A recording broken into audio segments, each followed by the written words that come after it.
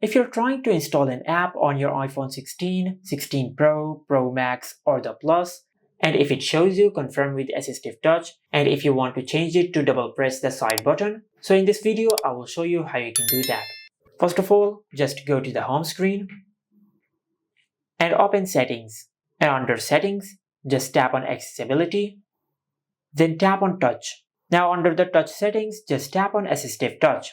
And from here, just scroll down to the bottom of the page, and over here you will find the option of confirm with assistive touch. Now just disable this toggle and select use double click. And after you do that, and if you go to your home screen and if you open the App Store one more time, now let's try to install this app. As you can see, the option to confirm with assistive touch has been removed, and we have successfully replaced it with confirm with the side button. Just like that.